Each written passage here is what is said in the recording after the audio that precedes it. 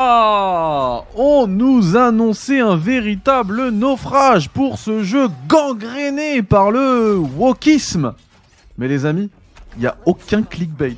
Ce jeu établit de véritables records. D'accord? Dragon Age, The Veilguard, quelques jours après son lancement, d'ailleurs dès son lancement, a établi deux records. Pas un, mais deux records pour à la fois le studio, BioWare, et pourtant c'est un studio quand même mythique, hein, donc c'est pas rien d'établir un record pour BioWare, mais également un autre record pour EA. Et là c'est encore plus balèze. On va revenir sur tout ça. Je vous ai sélectionné quelques petits articles.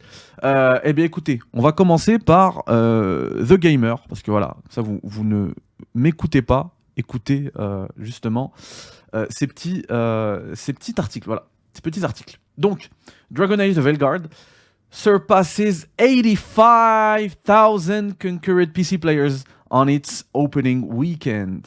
Voilà, week-end de lancement, plus de 85 000 joueurs. D'accord? 85 000 joueurs, tu trouves que cela est une réussite? Lol. Nous allons écouter un autre YouTuber, qui lui ne raconte pas n'importe quoi.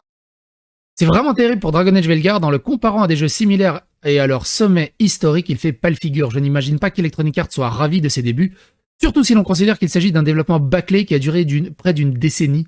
Nous savons déjà que ces journalistes tapent furieusement sur leur clavier en essayant de déclarer que c'est une sorte de victoire. On en a vu plein, hein. Et toc les fachos, et toc les anti-woke, le jeu, vous la ramenez moins. Mais je croyais que c'était pas important le nombre de joueurs dans un jeu, que la qualité et tout ça. Là par contre ça a l'air important pour eux. Mais bon, quand tu regardes Wukong, c'est 2,5 millions de joueurs. 870 000 pour Baldur's. 950 000 pour Elden Ring. Et tellement d'autres. Là on parle de 70 000. Et les pics sont quasiment toujours atteints dans les 2-3 premiers jours. Hein. Tu dis vraiment de la merde Critics, comme à ton habitude.